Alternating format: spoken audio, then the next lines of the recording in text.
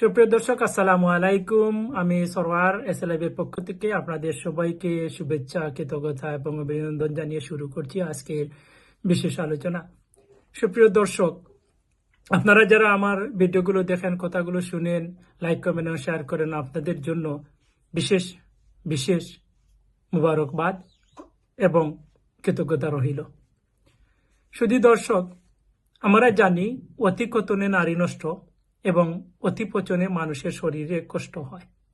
কোনো নারী যখন বেশি কথা বলে তখন সেই নারীর আর মান মর্যাদা ইজ্জত যেমন থাকে না সমাজে, তেমনি ভাবে কোনো মানুষের শরীরে যদি বেশি পচন ধরে তাহলে সেই মানুষের জীবনটাই বৃথা হয়ে যায়, জীবনটা খুবই অন্ধকার দিকে চলে যায়। তেমনি ভাবে আমাদের অতিকথনের একজন মানুষ হচ্ছেন বর্তমান অন্তর্বর্তীকালীন সরকারের প্রধান উপদেষ্টা ডক্টর মোহাম্মদ ইউনূসের প্রেস সচিব জনাব শফিকুল আলম।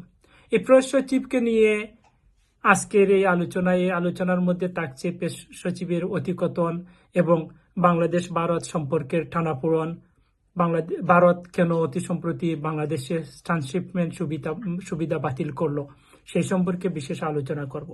শুধু দর্শক, আপনাদের বলি,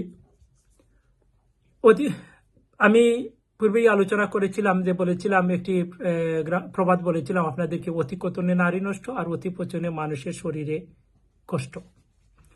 আর সেটা যদি হয় কোনো দেশ বা তার শাসক, তাহলে তো জনগণের জন্য মহা বিপদ।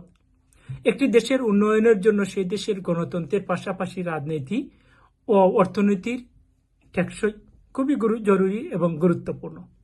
গণতন্ত্র, রাজনীতি ও অর্থনীতি একে অপরের পরিপূরক। যে দেশের রাজনীতি যত বেশি টেকসই, সে দেশের অর্থনীতি তত বেশি মজবুত। যেমন উদাহরণস্বরূপ আমরা বলতে পারি ভারত, ইউকে, মালয়েশিয়া সহ আধুনিক বিশ্বের অনেক মাল্টিকালচারাল দেশ।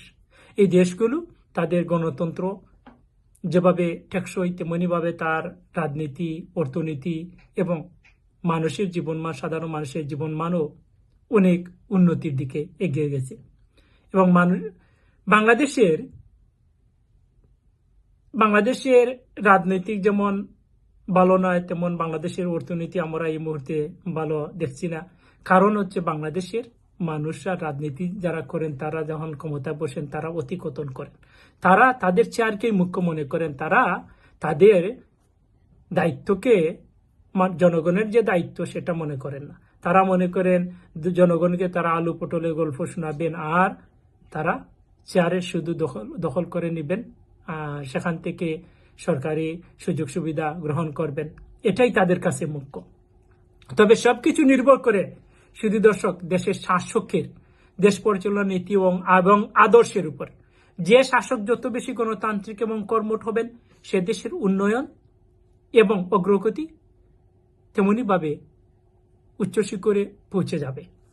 তবে কোন দেশের শাসকের আমলা ও প্রশাসন যদি অতিমাত্রায় বাচাল, মৃত্যুক এবং গুজববাজ, মাথা মোটা হয়, তবে সে দেশের রাজনীতিতে অন্যান্য অন্যান্য দেশের বিশ্ব রাজনীতির সাথে যেমন সুসম্পর্ক বজায় রাখতে পারে না, তেমনি নিজ দেশের সাধারণ মানুষের জীবনমান ও উন্নয়ন করতে পারে না। যেমনটা বাংলাদেশে অতীতে বাংলাদেশে ভারতের যে সম্পর্ক, বাংলাদেশে বর্তমান সময়ে বাংলাদেশে ভারতের সম্পর্ক খুবই বৈরী সম্পর্ক। ভারত কোন অবস্থাতে 5 আগস্টের পর থেকে ডক্টর মোহাম্মদ ইউনূসের সরকারকে মেনে নিতে পারতেছে না। কিন্তু এরপরেও আমরা একটি আশার আলো দেখতে পেয়েছিলাম বিমস্টেক সম্মেলনের পর। বিমস্টেক সম্মেলনে নরেন্দ্র মোদী এবং ডক্টর মোহাম্মদ ইউনূসের যে সুসম্পর্ক গড়ে উঠেছিল, এর মধ্য দিয়ে বাংলাদেশের রাজনীতি, অর্থনীতি যে স্বাভাবিক হবে, অদূর ভবিষ্যতে ভারতের সাথে যে বাংলাদেশের সম্পর্ক আরো উন্নয়ন হবে, আমরা দেশবাসী, সাধারণ জনগণ আশা প্রকাশ করেছিলাম। কিন্তু তার মধ্যে হঠাৎ কি হলো, বাংলাদেশের সাথে ভারতের ট্রান্সশিপমেন্ট সুবিধা দীর্ঘদিনের ছিল।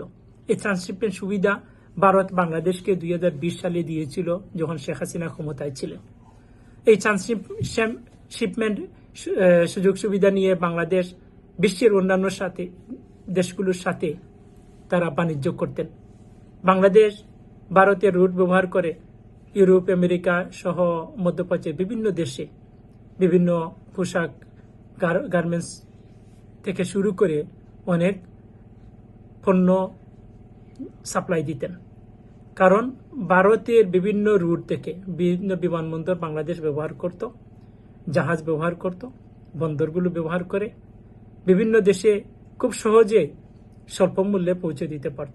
বাংলাদেশ থেকে অনেক সময় তার খরচ খুব বেশি হয়। কিন্তু আমরা বিমস্টেক সম্মেলনে প্রধান উপদেষ্টা এবং নরেন্দ্র মোদীর যে বৈঠক, সেই বৈঠকে যে আশার আলো দেখতে পেয়েছিলাম, সেই আশার আলোতে নাকি আমাদের প্রধান উপদেষ্টা প্রেস সচিব জনাব শফিকুল আলম ঘি ঢেলে দিয়েছেন। তিনি নাকি অতিমাত্রা মিথ্যাচার করে ফেসবুকে পোস্ট দিয়েছেন, সাংবাদিকদের বলেছেন। এটা ভারতের নজরে এসেছে। ভারতের বিভিন্ন মিডিয়া যেমন টাইমস, ইন্ডিয়া টাইমস, এনডিটিভি সহ আরো বিভিন্ন মিডিয়া বাংলাদেশের প্রেস সচিবকে তারা অতিমাত্রায় মিসবিহেভিয়ার এবং তারা বলেছে একটা দুষ্ট মানুষ। আমাদের এই বাংলাদেশের ইতিহাসে অনেক আমরা রাজনীতিবিদ, মন্ত্রী, এমপি দেখেছি, কিন্তু কোনো আন্তর্জাতিক মিডিয়া বাংলাদেশের কোনো কর্তা ব্যক্তিকে, কোনো আমলাকে এভাবে বলেনি, কোট করে বলেনি যে একটা গুজববাজ, মৃত্যু এভাবে বলেনি, দুষ্ট বলেনি। কিন্তু বাংলাদেশ আজকে এই শফিকুল আলমের জন্য যে অপমানিত হয়েছে ভারতের কাছে, এর জন্য শফিকুল আলম ভাইকে আমি বলবো আপনি ক্ষমা প্রার্থনা করুন বাংলাদেশের জনগণের।